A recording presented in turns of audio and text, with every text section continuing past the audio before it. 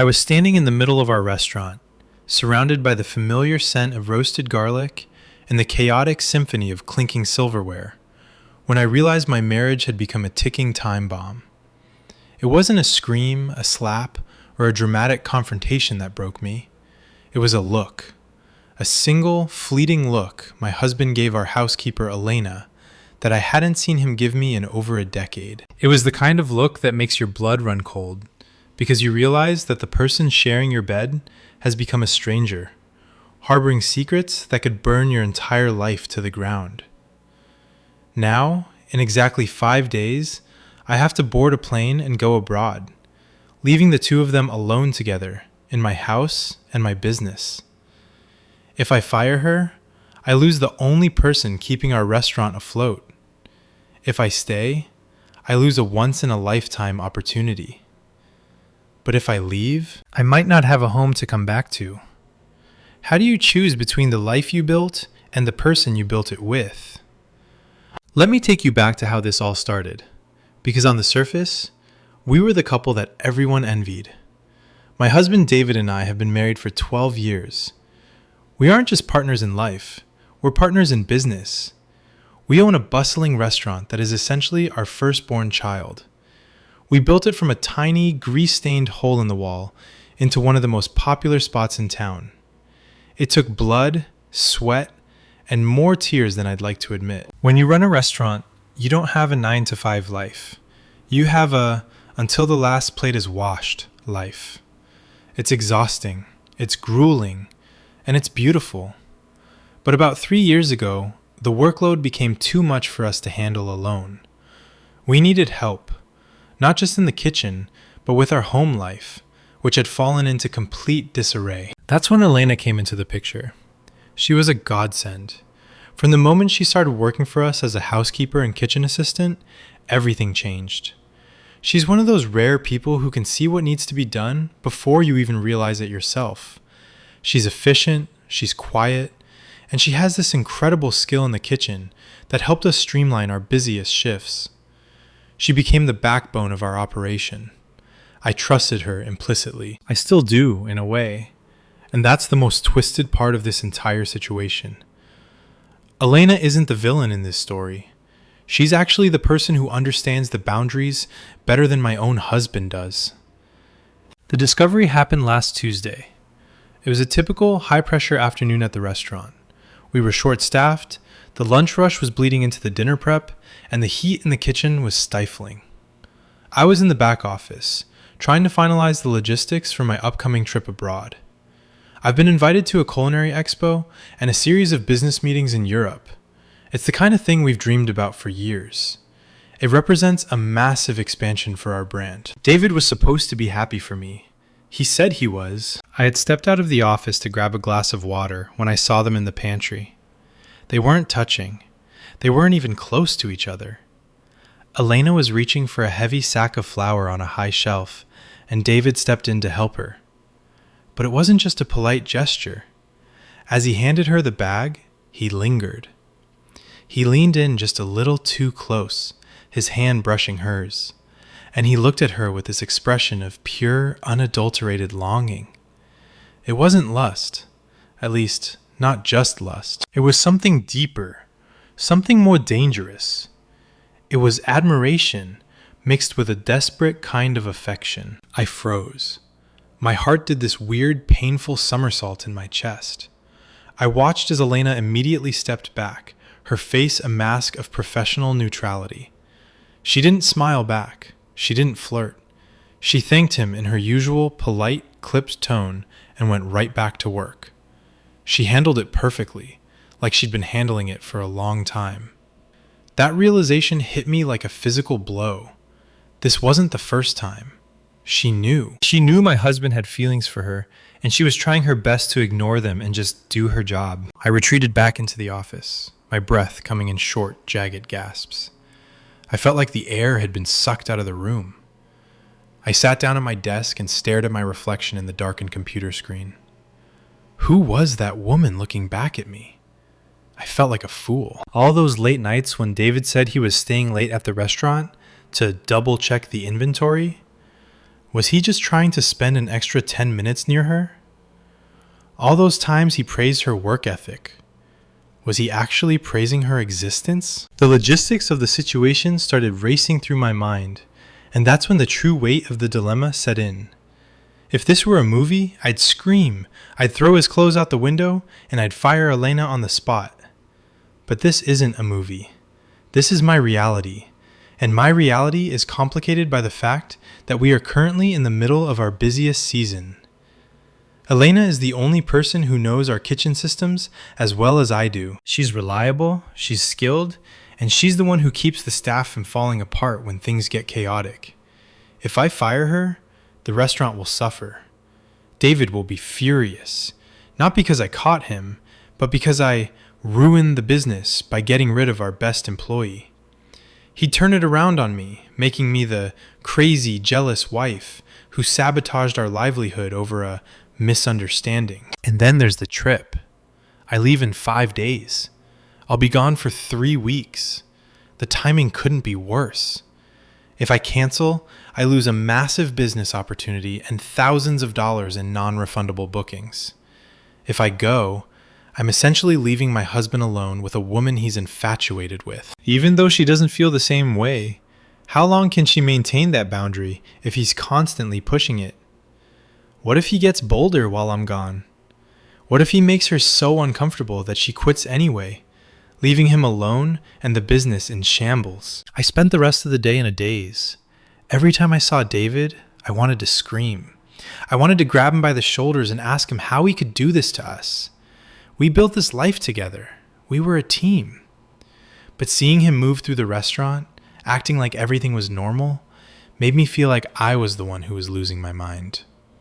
He came up to me near the end of the shift, wiping sweat from his forehead with a towel, and asked if I'd finished packing for my trip. He sounded so supportive, so genuine. "You're going to be great over there," he said, giving me a quick peck on the cheek that felt like a sting. "Don't worry about things here. Elena and I have everything under control." The way he said her name, it was subtle, but I caught it. There was a softness there, a familiarity that shouldn't have been. I had to force myself not to flinch. I just nodded and muttered something about needing to check the laundry. I fled to the car, sat in the driver's seat, and finally let the tears fall. I felt so incredibly trapped. I love my husband, or at least, I love the man I thought he was. I love our restaurant. I worked so hard for this success, and now it feels like a cage. I'm sitting here now, looking at my suitcase, and I realize I have a choice to make.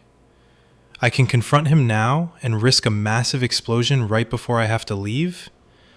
I can talk to Elena, which feels incredibly awkward and potentially humiliating for both of us. Or I can stay silent, go on my trip, and pray that the foundation of my life doesn't crumble while I'm on the other side of the world. But how do you look at your husband the same way when you know his heart is wandering, even if his body hasn't followed yet? The silence in our house that night was deafening. You know that kind of silence? The kind that isn't peaceful, but heavy. Like the air is thick with all the words you're too afraid to say out loud. David was already in bed, his breathing deep and steady, while I sat in the living room, staring at my half-packed suitcase. It looked like a gaping mouth, waiting to swallow my old life whole. I kept playing that moment in the pantry over and over in my head. The way his hand lingered, the way his eyes softened. It was a version of David I hadn't seen in years, and the fact that it was directed at someone else felt like a slow-acting poison in my veins. I started doing what everyone tells you not to do. I started looking for more. I couldn't help it. Once the seed of suspicion is planted, it grows like a weed, choking out every happy memory you ever had. I went to the kitchen and found the employee schedule. I looked at the shifts David had assigned over the last 3 months. My heart sank. He'd been pairing himself with Elena more and more often. He'd volunteered to stay for the closing shift on the nights she was there, even when he didn't need to. He'd take over the prep work that she usually handled, just so they'd be in the same cramped corner of the kitchen for hours. Then, I did something I'm not proud of. I picked up his phone. It was sitting on the charging dock in the kitchen. My hands were shaking so hard I almost dropped it. I didn't have to guess his passcode. It was our wedding anniversary. The irony of that hit me like a physical punch. I scrolled through his messages. I was looking for the smoking gun, the dirty texts, the secret meetings, but I didn't find them. What I found was almost worse. There were dozens of texts to Elena, but they were all professional. Can you come in early Tuesday? We're running low on the sea bass. Can you check the freezer? Great job on the specials today. The customers love them. On the surface, it was just the boss talking to an employee. But when I looked at the timestamps, my stomach turned. He was texting her at 11 p.m., at 6 a.m. He was finding every possible excuse to reach out to her, to keep her name popping up on his screen, to keep her present in his mind, even when she wasn't in the room. It wasn't an affair of the body, yet. It was an affair of the attention. He was obsessed. The next morning, the sun felt too bright, and the coffee tasted like ash. I had to go into the restaurant. I had to face them both. I watched Elena as she arrived for her shift. She's a beautiful woman, but not in a flashy way. She has a quiet, grounded strength about her. She wears her hair back in a tight bun, her apron is always spotless, and she moves with a grace that comes from years of hard work. I watched her interact with David. She was perfect. She was respectful, she was efficient, and most importantly, she was distant. Every time David tried to crack a joke or linger near her station, she would find a reason to move. She'd go to the walk-in fridge, or she'd start scrubbing a counter that was already clean. She wasn't encouraging him. In fact, she seemed exhausted by him. That's when the guilt started to mingle with my anger. Here was this woman, working 2 jobs to support her family, being a rock star in our kitchen, and she had to deal with her boss's unwanted infatuation just to keep her paycheck. She was stuck, and I was stuck, and David was the only one living in a fantasy world. I spent the afternoon in the dining room, pretending to check the table settings, but I was really watching David. He was like a moth to a flame. He'd find reasons to walk past the kitchen doors just to catch a glimpse of her. When he spoke to her, his voice took on a tone I hadn't heard in years. It was light, eager, almost boyish. It was the voice he used when we first started dating, back when the restaurant was just a dream and we were obsessed with each other. Seeing that version of him directed at someone else was a special kind of torture. I decided I had to test him. I waited until we were in the back office together, going over the final orders before my trip. "David," I said, keeping my voice casual, "I was thinking, since I'm going to be gone for 3 weeks, maybe we should hire a temp to help Elena with the housekeeping and the kitchen prep. I don't want her to burn out, and I know it's a lot for you to manage alone." He didn't even look up from his laptop. "No, we don't need anyone else. Elena's got it. She's the best we've ever had. Besides, bringing someone new in now would just mess up the flow. We'll be fine, just the 2 of us. I mean, the regular staff." He caught himself, but the slip was there. Just the 2 of us. He was already picturing it. My absence wasn't a challenge to be managed. It was an opportunity to be seized. He wasn't worried about the workload. He was looking forward to the intimacy of a smaller circle. "Are you sure?" I pressed, my heart hammering against my ribs. "She's been working a lot of overtime lately. I don't want her to feel uncomfortable or overwhelmed." David finally looked at me, and for a split second, I saw a flash of defensiveness in his eyes. "Why would she be uncomfortable? She's a professional. I pay her well. She likes working here." He paused, his expression softening into that fake, supportive husband mask again. "Honey, you're just stressed about the trip. You're overthinking things. Go to Europe, do your thing, and leave the restaurant to me. I promise everything will be exactly the same when you get back." That was the lie that broke me. Everything will be exactly the same. Nothing would ever be the same. Even if nothing physical happened while I was gone, the trust was already gone. I was looking at the man I'd spent a decade building a life with, and I realized I didn't know who he was anymore. He was willing to risk our marriage, our business, and the comfort of a loyal employee just to feed this pathetic crush. I left the office and found Elena in the kitchen. She was prepping the mirepoix for the evening soup, her knife moving with rhythmic precision. I stood there for a moment, just watching her. I wanted to hate her. It would have been so much easier to blame the other woman, to cast her as the temptress who was stealing my husband away. But she wasn't. She was a victim of his delusions as much as I was. "Elena," I said quietly. She looked up, a flicker of something. Was it fear or pity crossing her face? "Yes, ma'am." "I'm leaving in 3 days," I said. "I'm going to be gone for a while. I wanted to thank you for everything you do here. You're invaluable to us." She nodded slowly, her eyes searching mine. "Thank you. I like working here. It's a good job. If there's ever anything you need, or if things get too difficult while I'm gone, you have my international number, right?" There was a long silence.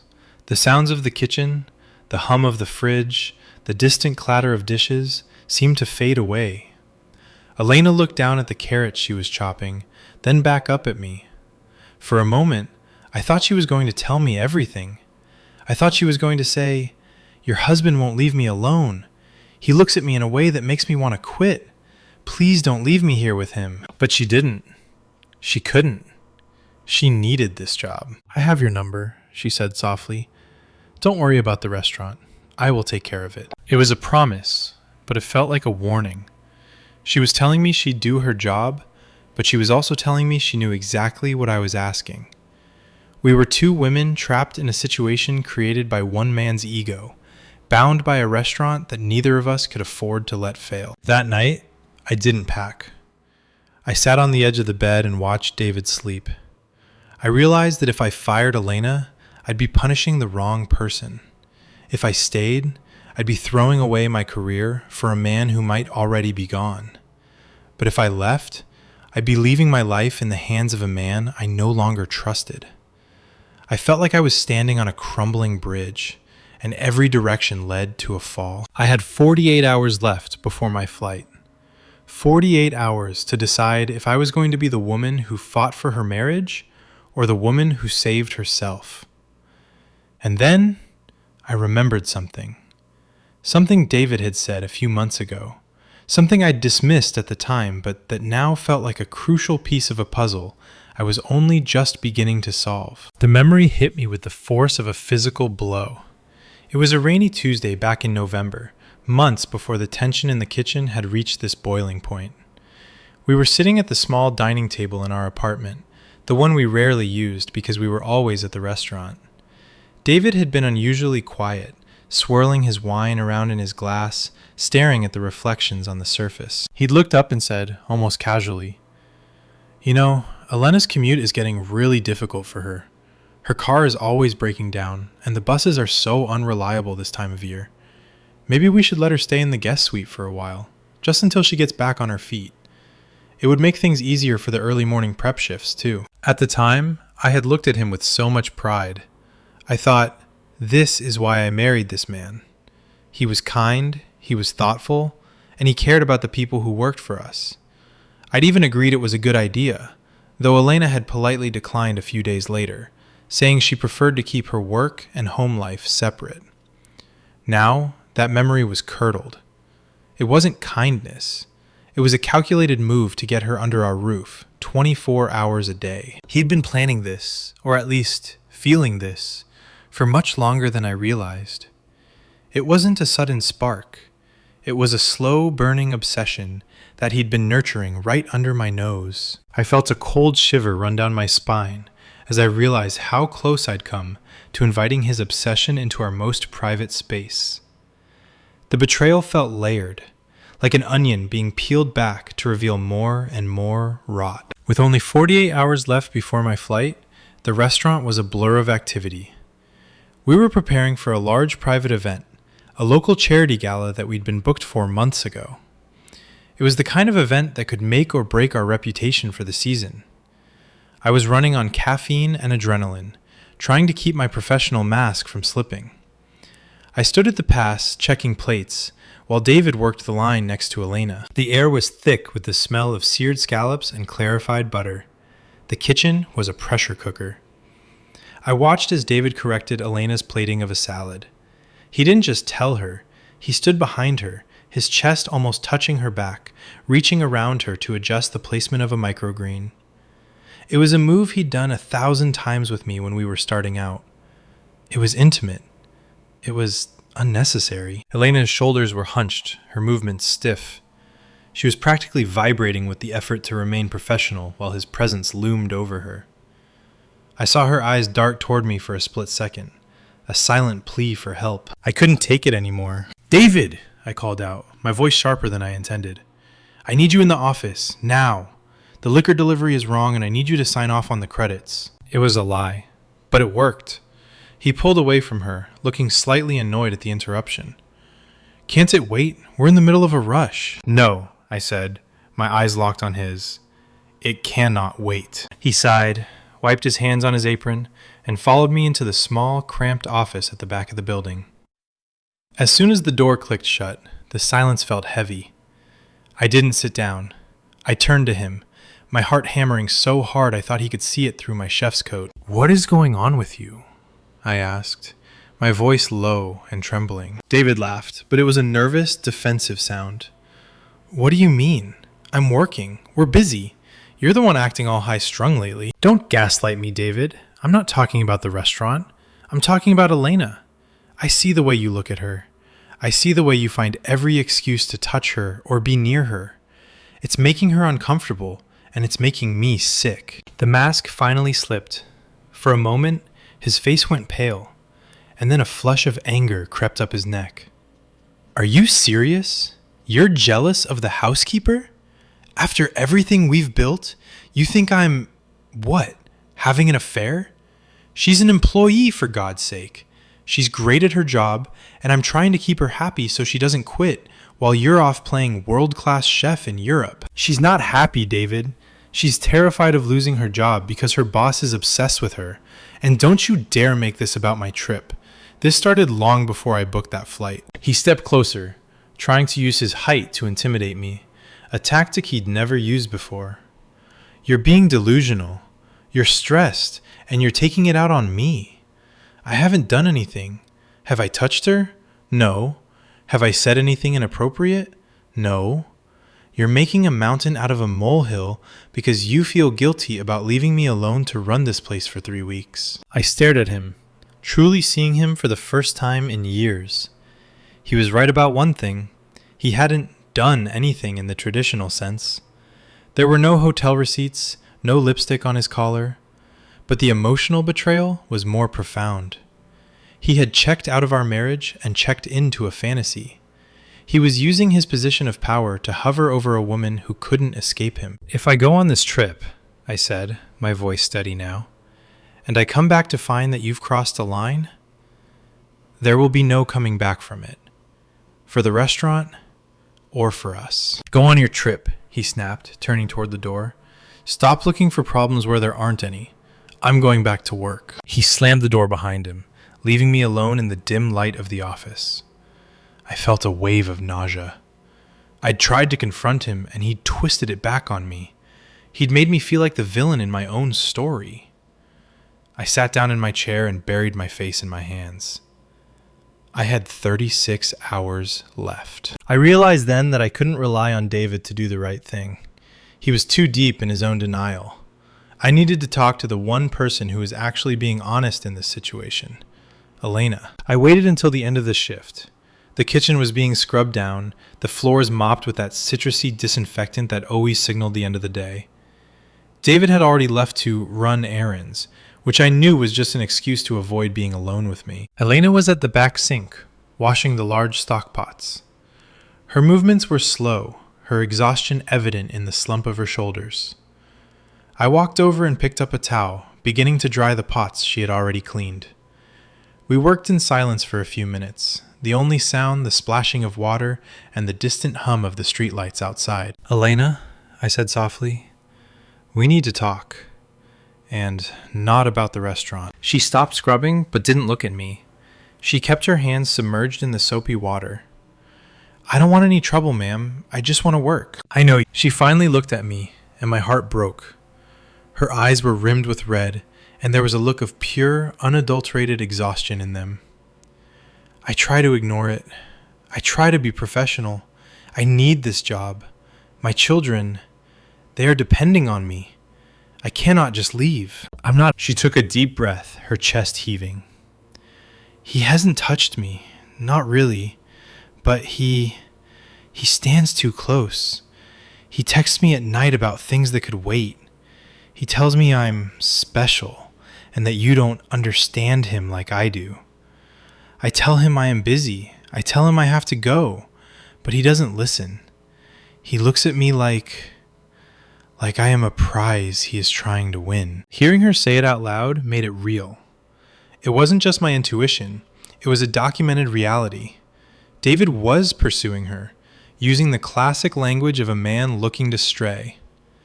My wife doesn't understand me. The oldest cliche in the book. I am so sorry, Elena, I whispered. I am so sorry you've been put in this position. What will happen when you go? She asked, her voice trembling. He will be here every day.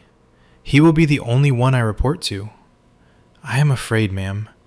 Not that I will do something wrong, but that he will make it impossible for me to stay. I looked at this woman, this incredible, hard-working woman who was being punished for being good at her job and being noticed by a man who should have known better. I realized that my trip wasn't just a business opportunity anymore. It was a test. It was a trap. And I was the only one who could decide who got caught in it. I reached into my pocket and pulled out my phone. I didn't call David. I didn't call a lawyer. I called the one person I knew could help me manage the restaurant while I was gone. My sister, Sarah, who was a retired restaurant manager and the only person David actually feared. Sarah, I said when she picked up, I need a favor. A big one. I need you to come stay at the house and run the floor at the restaurant while I'm in Europe. No, don't ask why. I just need you here. I need another pair of eyes on everything, especially on David. As I hung up, I looked at Elena. She'll be here tomorrow. She'll be with you every shift. He won't be able to corner you. And I'll be checking in every single day. Elena nodded, a small look of relief washing over her face. But the pit in my stomach didn't go away. I had protected my employee, but I hadn't saved my marriage.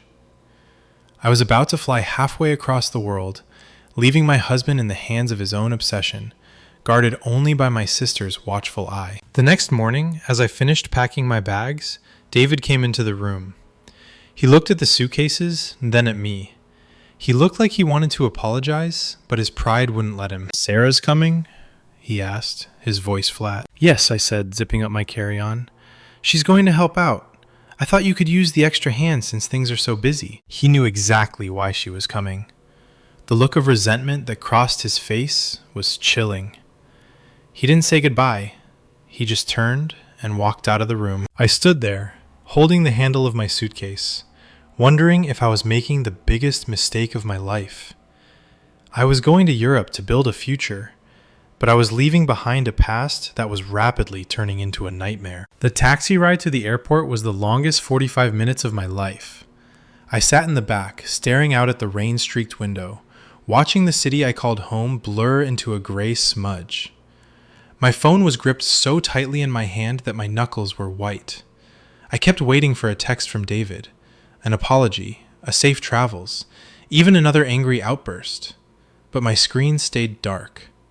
He hadn't even helped me load my bags into the trunk. He just stood by the front door, arms crossed, looking at me like I was a stranger who had overstayed her welcome. When I finally boarded the plane and the wheels left the tarmac, I felt a sickening sense of vertigo. It wasn't just the altitude. It was the realization that I was physically abandoning my life at its most fragile moment. I was flying toward a dream, the European Culinary Expo, the potential for international partnerships.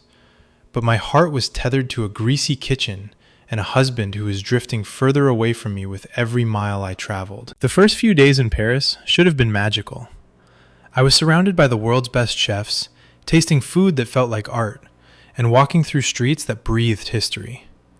But I was a ghost. I'd be in the middle of a high-level networking lunch, nodding and smiling, while my mind was thousands of miles away, wondering what was happening in our restaurant's pantry. I was constantly checking the time, calculating the hours. It's 10 a.m. there. Elena is just starting the prep. David is probably getting his coffee. Is he looking at her? Is Sarah there yet? Sarah. Thank God for Sarah. She was my eyes and ears. She'd been at the restaurant for 2 days, and her first official report came in via a late-night FaceTime call. I was sitting on the edge of my hotel bed, the Eiffel Tower sparkling in the distance, but all I cared about was the grainy image of my sister sitting in her car in our restaurant's parking lot. "He's being a real piece of work, sis," Sarah said, her face illuminated by the dashboard light. She looked tired, but she had that sharp, no-nonsense glint in her eyes that made me glad I'd called her. "He's moody, he's snapping at the servers, and he spent about 80% of his time supervising the kitchen, specifically the station where Elena works." "Has he done anything?" I asked, my voice barely a whisper. "Did he say anything to her?" "Not while I'm around," Sarah grunted. "I've been sticking to her like glue. Every time he wanders over to give her advice on her knife skills, which are better than his, by the way, I just happen to appear with a clipboard and a question about the wine inventory. You should see his face. He's furious that I'm here, but he can't say anything because I'm family and I'm helping out for free." "And Elena?" Sarah sighed. "She's a pro. She keeps her head down and works, but I can see the toll it's taking on her. She's jumpy. Whenever David walks into the room, she tenses up like she's expecting a blow. It's not a good environment, honey. It's toxic." That word, toxic, hung in the air between us.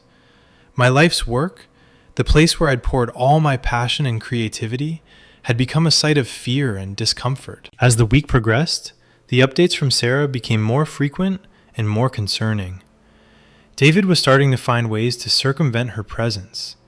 He started scheduling emergency meetings with the linen suppliers during the time Sarah was supposed to be on the floor, trying to lure her away from the kitchen. He began staying at the restaurant until 2 a.m., long after the last guest had left and Sarah had gone home to sleep, claiming he was reorganizing the walk-in. But Elena wasn't there at 2 a.m. She left at 10 p.m., or at least she was supposed to. On the 5th day of my trip, I got a text from Elena. It was the first time she'd reached out to me directly. My heart skipped a beat when I saw her name on the screen. "Ma'am, I am sorry to bother you. Mr. David asked me to stay late tonight to help with a private inventory audit. He said Sarah didn't need to be here. I told him I have to get home to my kids, but he said it was mandatory for my year-end bonus. What should I do?" I felt a surge of cold fury. This was it. This was the move.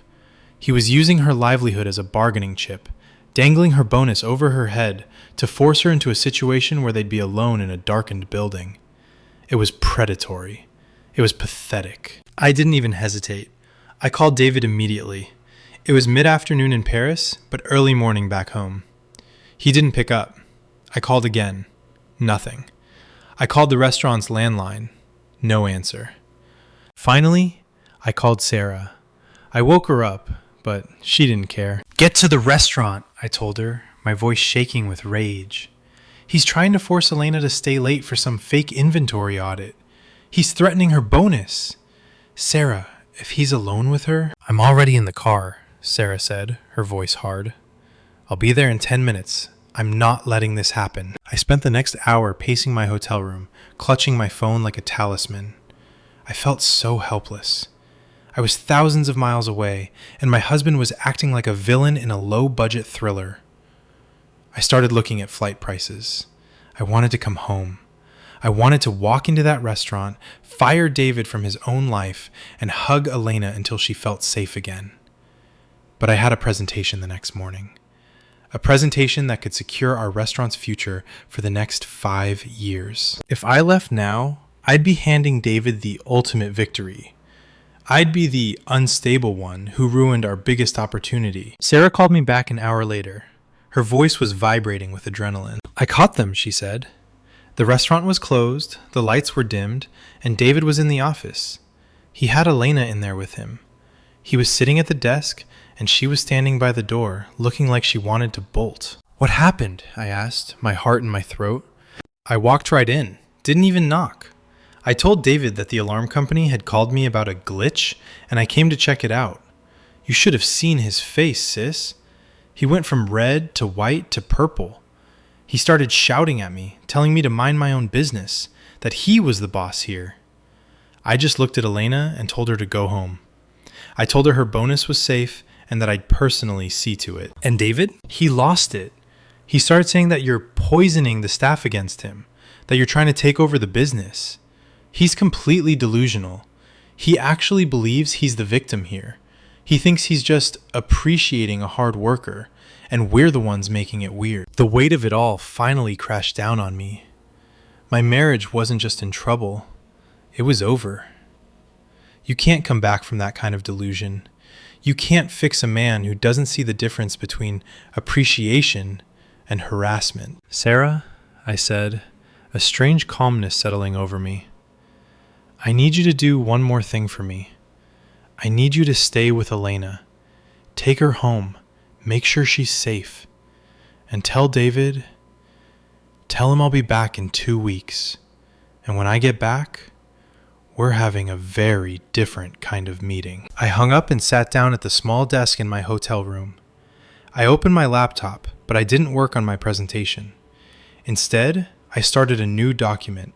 I titled it Dissolution of Partnership. I realized then that I'd been trying to handle the situation, trying to keep everyone happy, trying to save the business and the marriage and the employee all at once. But you can't save a building that's built on a foundation of rot. David had chosen his path. He had chosen to prioritize a fantasy over the reality we'd built together. He'd chosen to make a woman feel unsafe in her place of work. I spent the rest of the night working, not on food, but on a plan. I was going to finish this trip. I was going to nail that presentation.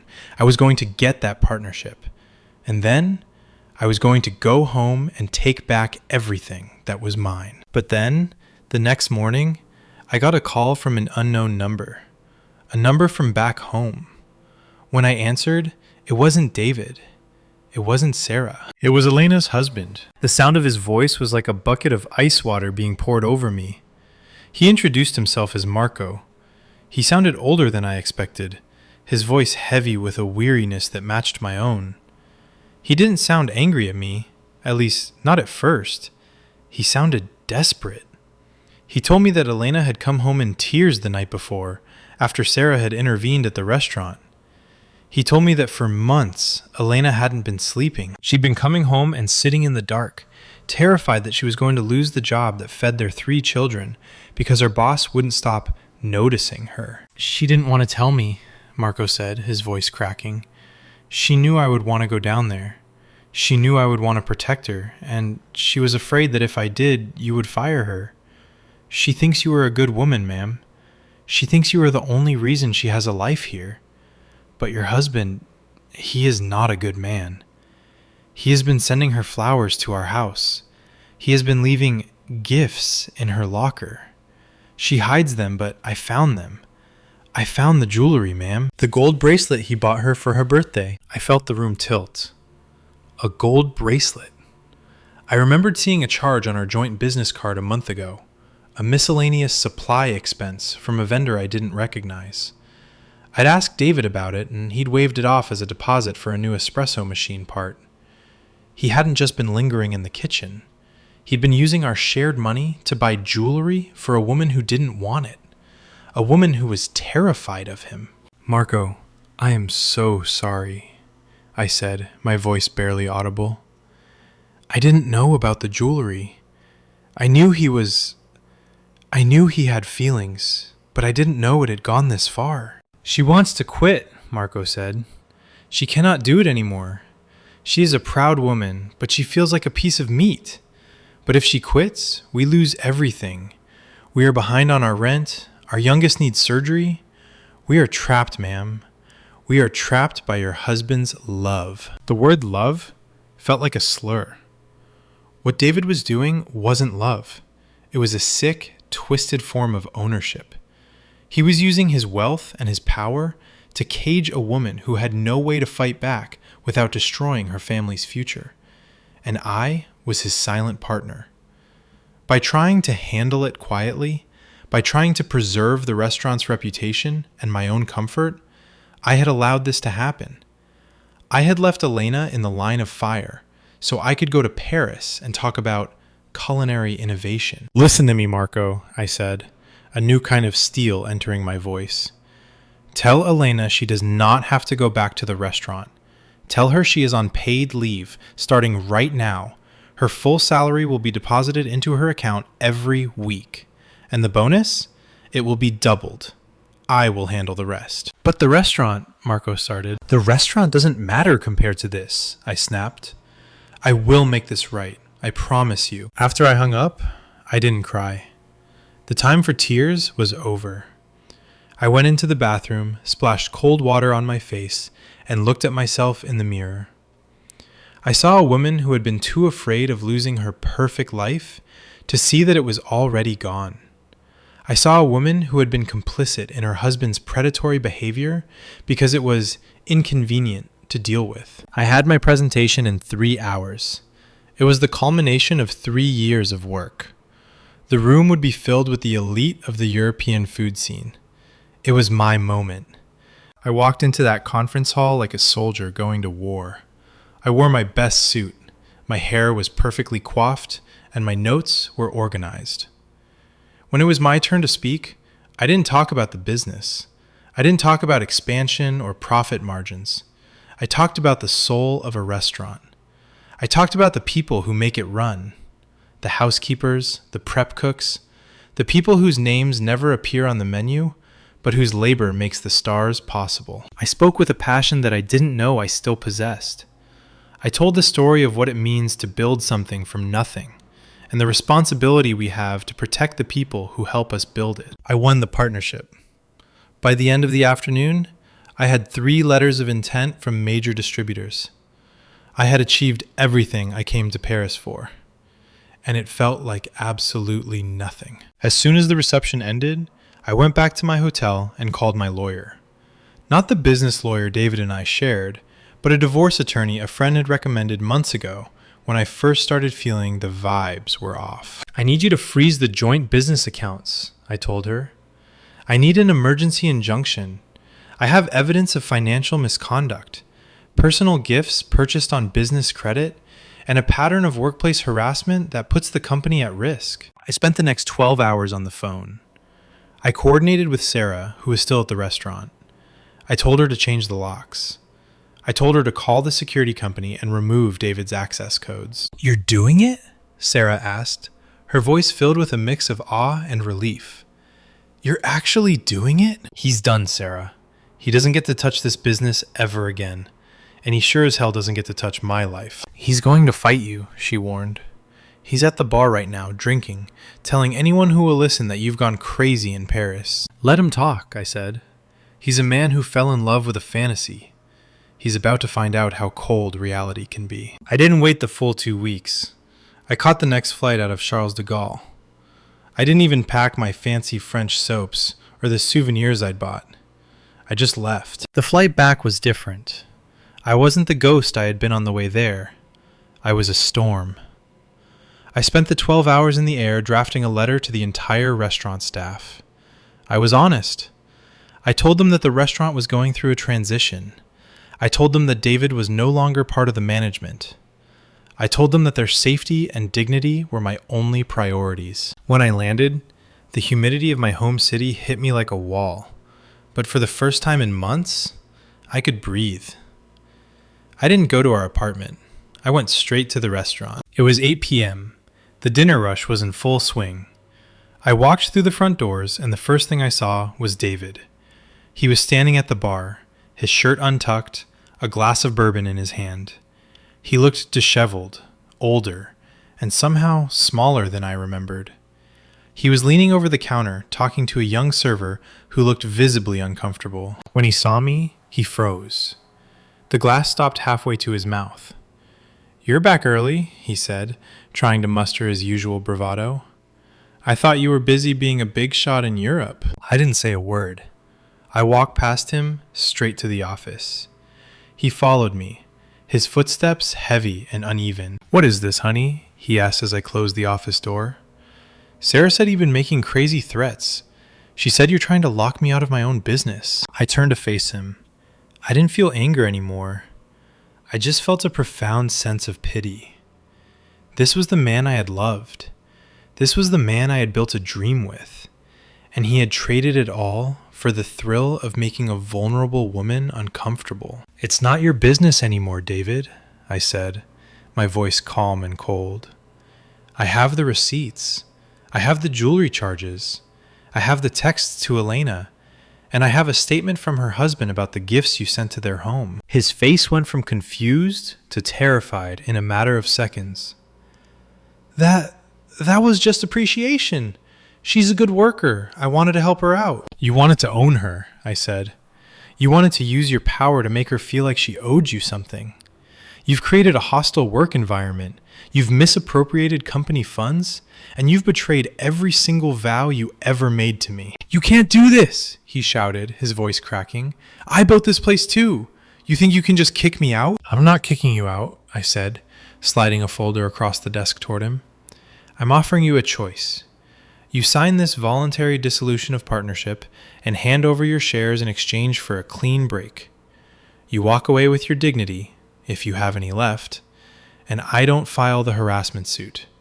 I don't call the police about the financial fraud, and I don't tell the entire city why the great David is suddenly unemployed." He looked at the folder like it was a snake.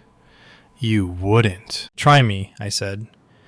"I spent the last 3 days talking to people who actually respect me. I have the backing of our biggest investors, I have the loyalty of our staff, and most importantly, I have the truth. You have a bottle of bourbon and a fantasy that just died." The silence in the room was heavy. Outside, I could hear the muffled sounds of the restaurant, the clinking of plates, the laughter of diners who had no idea their world was about to change. David looked at me, and for the first time, he saw that I wasn't the distracted wife anymore. I was the person who actually ran the show. He picked up the pen, his hand shaking, and he signed. As he walked out of the office, he didn't look back, he didn't say goodbye, he just disappeared into the night. I sat in that chair for a long time, listening to the restaurant breathe. It was mine now, truly mine. But the victory felt hollow. I had saved the business, and I had saved my employee, but the cost had been the death of the life I thought I knew. But then, the next morning, there was a knock on the restaurant's back door. It was Elena. I saw her through the small reinforced glass window of the kitchen's back door. It was early, barely 6:30 a.m., and the sun was just starting to burn through the morning fog, casting long, pale shadows across the alleyway. Elena looked smaller than I remembered. She was wearing a simple coat, her hands shoved deep into her pockets, her head bowed against the chill. She looked like someone who had spent the night bracing for a blow that hadn't come yet. I opened the door, and the cool morning air rushed in, carrying the scent of damp pavement and distant wood smoke. For a long moment, we just looked at each other. There were no titles between us anymore. No boss and employee, no wife and housekeeper. We were just two women who had been through a specific kind of hell together. "I heard he is gone," she said, her voice barely a whisper. "He is," I replied, stepping back to let her into the warmth of the kitchen. "He signed the papers last night. He won't be coming back, Elena.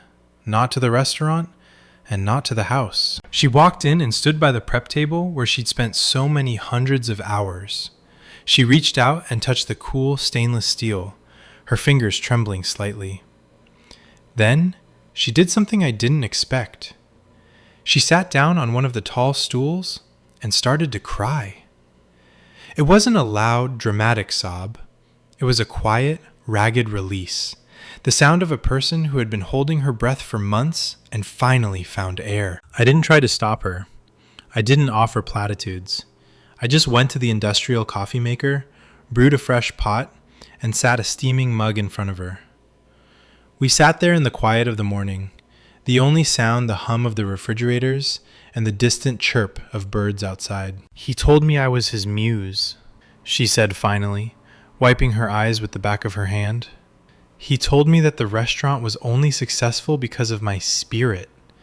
He said you were too cold, too focused on the numbers, and that he needed someone who understood the heart of the food. I told him he was wrong. I told him you were the one who did all the work, but he wouldn't listen. He would just smile that way he does, like he knew a secret I didn't." The muse. It was such a classic David move. He'd always had a flair for the dramatic, a need to see himself as the lead in some grand romantic tragedy. He hadn't seen Elena as a human being with a life, a husband, and children.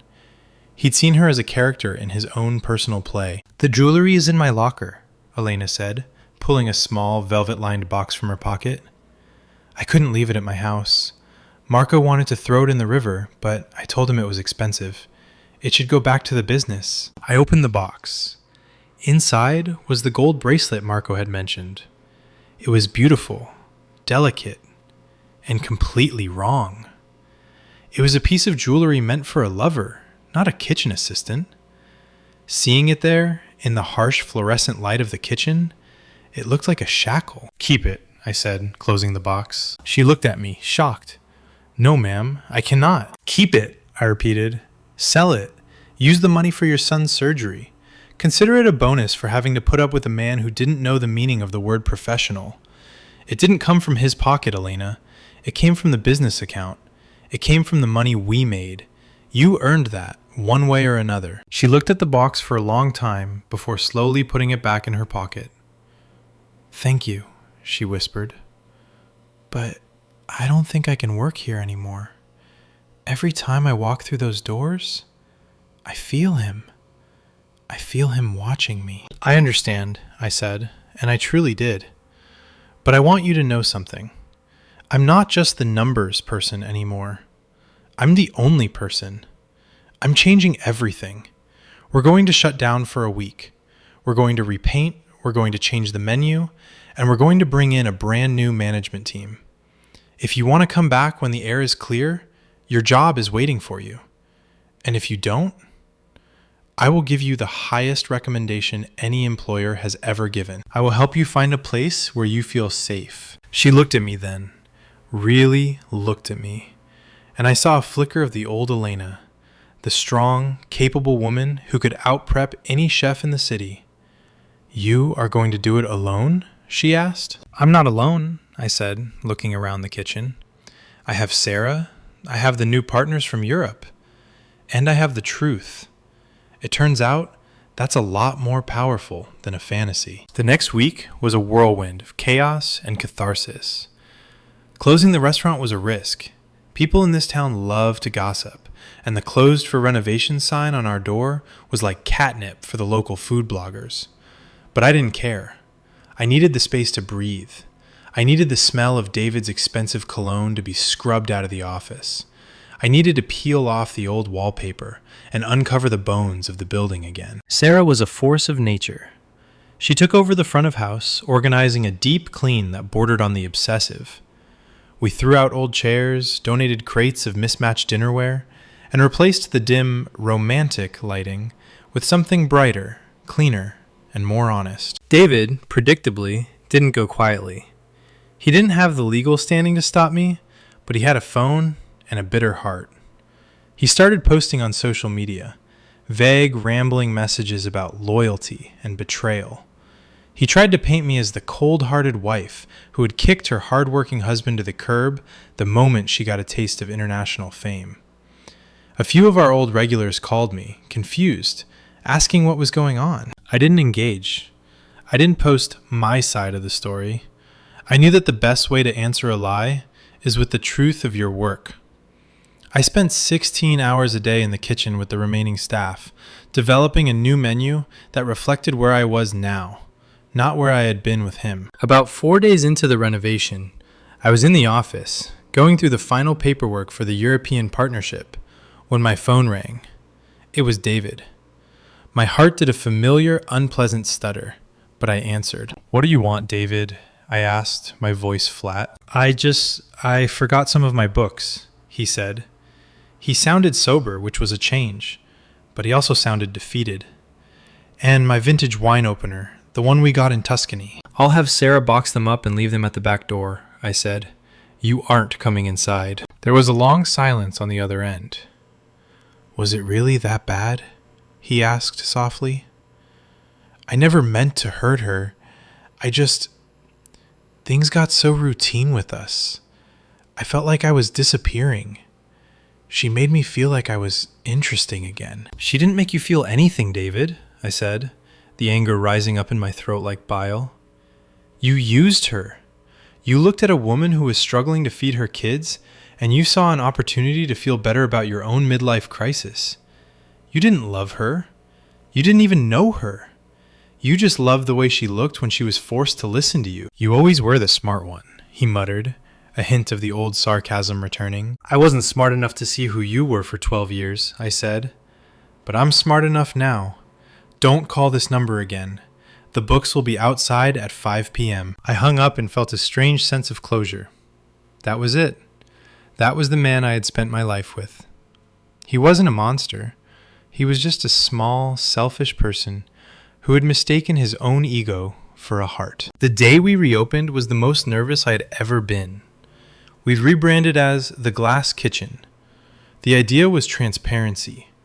I wanted the customers to see the work. We'd installed a large glass window between the dining room and the kitchen, so everyone could see the respect, the pace, and the artistry that went into their meals. The first person through the door wasn't a food critic or a regular. It was Elena. She wasn't wearing her old apron. She was dressed in a sharp, clean blouse, her hair pinned back in a way that made her look 10 years younger. She walked up to the counter where I was standing and smiled. I talked to Marco, she said. He said that if I don't come back, I am a fool. He said that a woman like you deserves a team that believes in her. I felt a lump form in my throat.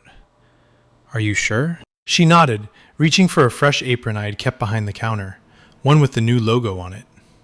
I am sure, but I want to be a lead prep cook. No more housekeeping. I want to be in the kitchen, where the fire is. Done, I said, handing her the apron. The night was a triumph. The restaurant was packed, the food was the best I'd ever produced, and the energy in the room was electric. People could feel the difference.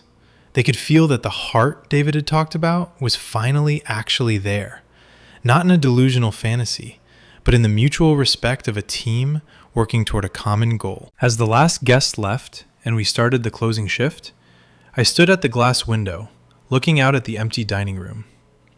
My life looked nothing like I had imagined it would 6 months ago. I was a divorcee, I was a sole business owner, and I was carrying the weight of a massive international partnership on my shoulders. I was tired, my bones ached, and the road ahead looked long and steep. But for the first time in a very long time, I wasn't afraid.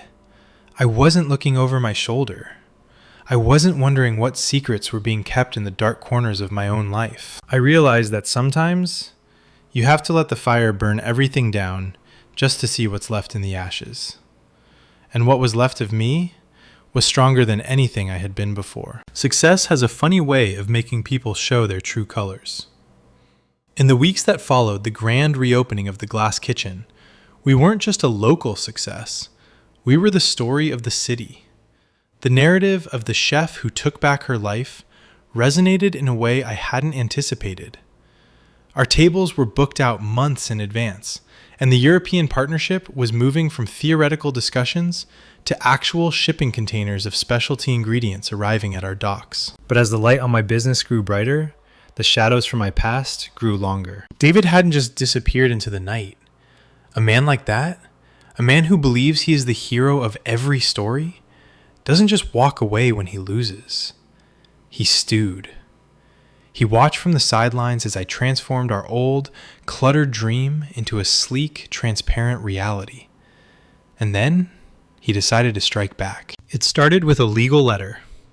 I was in the kitchen, teaching a new line cook the specific way we reduced our balsamic glaze, when Sarah walked in with a look on her face that made the hair on my arms stand up. She was holding a thick manila envelope. He's suing, she said, her voice tight with disbelief. He's claiming duress. He's saying you forced him to sign those papers under emotional blackmail and that he's entitled to 50% of the new business's valuation. I felt a familiar coldness settle in my chest. I took the envelope and read the jargon-filled pages. David's lawyer was arguing that because I had threatened him with a harassment lawsuit and damaged his reputation during the negotiation, the contract was null and void. He wasn't just asking for the restaurant back. He was asking for half of the future profits from the European deal, a deal he'd had nothing to do with. He doesn't have a leg to stand on, I said, trying to convince myself as much as Sarah. I have the evidence. I have the receipts of the jewelry. I have Elena's statement. He knows that, Sarah countered, pacing the small office. But he also knows that a long, drawn-out legal battle will bleed you dry. He's trying to stall the partnership. The Europeans won't want to sign a permanent contract with a company tied up in a messy, public ownership dispute. He's not trying to win, sis. He's trying to burn it down so you can't have it either. The realization hit me like a physical weight. David wasn't fighting for love, or even for money. He was fighting for control. He couldn't stand the fact that I was thriving without him. He wanted to prove that I needed him, or at the very least, that I would be ruined by his absence. That night, I sat in the darkened dining room, the empty chairs casting long, skeletal shadows across the floor. I looked through the glass window into the kitchen. Everything was so clean, so perfect. But I felt like a fraud. I had spent so much energy trying to protect this place, and now it felt like it was slipping through my fingers again. I thought about calling him. I thought about begging him to just let us go. But then I remembered the look in Elena's eyes that morning in the kitchen. I remembered the gold bracelet in the velvet box. If I gave in now, I wasn't just losing a restaurant. I was telling every person who worked for me that their safety and dignity could be bought and sold if the price was right. The next day, the public part of the battle began. A local tabloid published an interview with David. The headline was sickening. "The Silent Partner Speaks: How I Was Cast Out of My Own Dream." In the article, David played the part of the grieving, confused husband to perfection. He spoke about the stress of the industry and how my ambition had turned me into someone he didn't recognize. He hinted that I had orchestrated the entire Elena situation as a way to push him out of the business now that I had bigger fish to fry in Europe. He didn't mention the jewelry. He didn't mention the late-night texts. He just talked about how he had loved too much and been betrayed by the one person he trusted. The comments on the article were a battlefield. Some people saw through it, but others, people who had known us for years, started to wonder, is she really that cold? Did she set him up? I saw my regulars whispering when I walked through the dining room. I saw the staff looking at me, waiting to see how I'd react. The pressure was immense. My European partners called a meeting. They were concerned.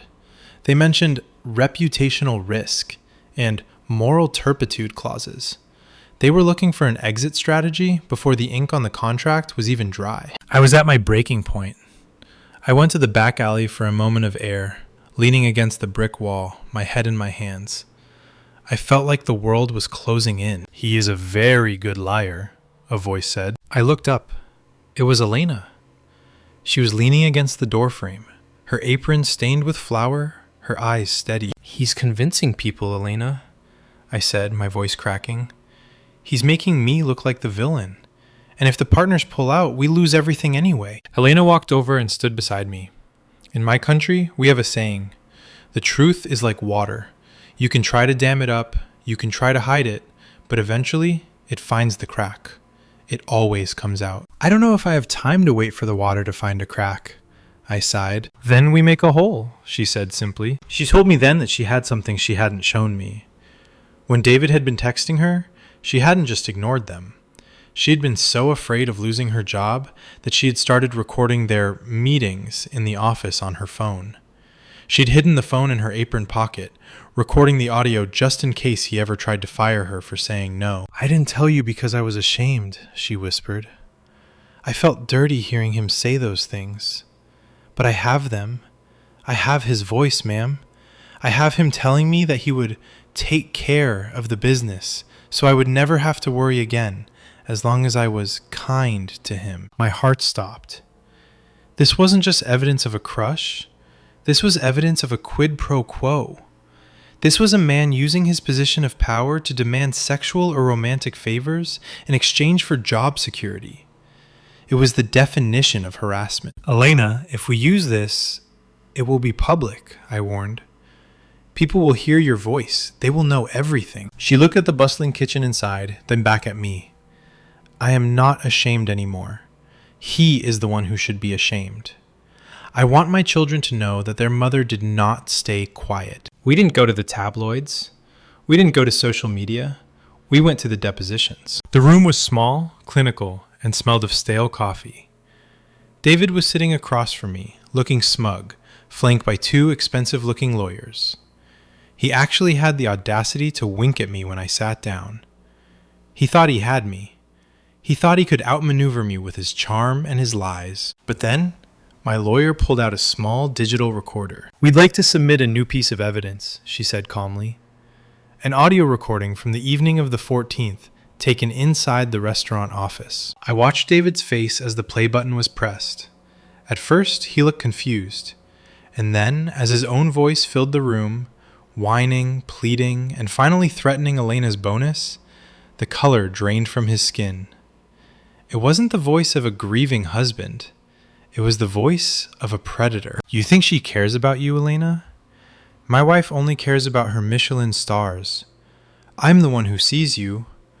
I'm the one who can make your life easy. Just stop being so difficult. A little gratitude goes a long way." The silence that followed the recording was absolute. David's lawyers looked at each other, then at their notes. They knew it was over. The duress claim was dead. The reputational damage was now entirely on David's shoulders. David didn't look at me. He looked at the table. He looked small. He looked like the coward he had always been, hiding behind a mask of bravado. "We'd like to discuss a settlement," his lawyer said, his voice devoid of its earlier confidence. "There is no settlement," I said, leaning forward. "You withdraw the suit. You issue a public apology to Elena and to me, retracting every lie you told in that interview. And then you leave this city. If I ever see you near my restaurant or my staff again, I won't just sue you. I'll make sure every kitchen in the country knows exactly what kind of man you are." David signed the withdrawal 10 minutes later. As I walked out of that building, I felt a weight lift off my soul that I hadn't even realized I was carrying. The air felt cleaner. The sun felt warmer. I went straight to the restaurant, not to the office, but to the kitchen. I found Elena at her station. I didn't say a word. I just walked up to her and hugged her. For a moment, the hierarchy disappeared completely. We were just two survivors who had refused to be victims. "The water found the crack," I whispered. "No," she said, pulling back with a smile. "We made the hole." The public retraction from David hit the local news cycles like a controlled demolition. It wasn't the grand, dramatic apology he'd probably envisioned in his head, but a cold, legally mandated statement that admitted his mischaracterizations and acknowledged my sole ownership of the glass kitchen. To the outside world, it was a scandal ending. To me, it was the sound of a door locking for the final time. The whispers in the dining room didn't stop immediately, but they changed. They were no longer whispers of doubt. They were whispers of awe. People looked at me not as a woman who had been wronged, but as a woman who had stood her ground when the earth began to shake. But the real work, the quiet, grueling work of rebuilding a soul, happened after the cameras and the lawyers were gone. For the first month, I lived in a state of hypervigilance. Every time the back door opened, my heart skipped a beat, expecting to see David's frame silhouetted against the light. Every time a male employee stood too close to a female colleague, I felt a surge of panic, my mind racing to intervene before a boundary could even be approached. I realized that David's betrayal hadn't just broken my marriage. It had fractured my belief in the safety of the world I'd built. I decided that if the glass kitchen was going to live up to its name, it needed more than just a window in the wall. It needed a new culture. I started holding weekly family meals, not just for the sake of the food, but for the sake of communication. We'd close the restaurant for 2 hours every Monday afternoon. No customers, no orders, just the staff sitting around the large communal table in the center of the dining room. During the first few meetings, the air was thick with tension. The staff was still reeling from the chaos. I sat at the head of the table, looking at the faces of the people who had stayed. The dishwashers who had worked through the legal threats, the servers who had defended me to skeptical regulars, and Elena, who sat to my right, her presence a silent testament to our shared victory. I know this has been a nightmare, I told them during one of those early Mondays, and I know that trust isn't something I can just ask for. I have to earn it. This restaurant isn't just a place to work anymore. It's a place where you are seen, where you are heard, and where you are safe. If anyone, including me, ever makes you feel otherwise, the door to my office is always open. Not for a meeting, but for the truth. Slowly, the walls began to come down. The prep cooks started sharing ideas for new dishes. The servers started talking about their lives outside the restaurant. We weren't just a crew anymore. We were becoming a community. And at the heart of it all was Elena. She had transitioned fully into her role as lead prep cook, and her influence was everywhere. She had a way of bringing a sense of calm to the kitchen, even during the most frantic rushes. She wasn't just the help anymore. She was the heartbeat. One evening, after a particularly grueling Saturday night service, I found her out on the back patio. She was staring up at the stars, a glass of water in her hand. The gold bracelet, the one I'd told her to sell, was nowhere to be seen. Instead, she was wearing a simple, sturdy watch I'd given her as a promotion gift. "You look like you're 1,000 miles away," I said, leaning against the railing next to her. She smiled, and for the first time, it reached her eyes. "I was just thinking about the first day I came here. I was so afraid I would break something. I was so small in my own mind. And now," she looked at her hands, calloused and stained with the juices of the vegetables she'd prepped. "Now, I feel like I am the one who holds things together." "You are," I said. "You always were. It just took the rest of us a while to see it." "Do you ever miss him?" she asked softly. The question caught me off guard. I looked out at the alleyway where I'd stood with David so many nights dreaming about our future. "I miss the man I thought he was," I admitted. "I miss the version of my life where I wasn't constantly on guard. But I don't miss him. I don't miss the weight of his expectations or the shadows of his secrets. I think I'm finally starting to like the person I am without him." The European partnership launch was set for the following week. It was the moment I'd been working toward for years, the culmination of all my ambition and sacrifice. The partners arrived, a group of sophisticated, sharp-eyed French and Italian investors. They walked through the kitchen, their expensive shoes clicking on the polished floors, their eyes taking in the glass concept. The head of the partnership, a man named Jean-Luc, who had seen every high-end restaurant from Paris to Tokyo, stopped in front of the window. He watched Elena and the line cooks moving in perfect synchronization, the steam rising from the pans, the focus on their faces. "It is different here," he said, his accent thick and melodic. "In most kitchens there is a violence, a desperation. But here there is a clarity. It is very rare." That clarity was expensive, I said, a small wry smile on my lips. "The best things always are," he replied, raising a glass to me. The launch party was a blur of champagne, hors d'oeuvres, and congratulations. I stood in the middle of the room, wearing a dress that made me feel like a queen, greeting guests and talking about the future of the brand. But my eyes kept drifting to the kitchen window.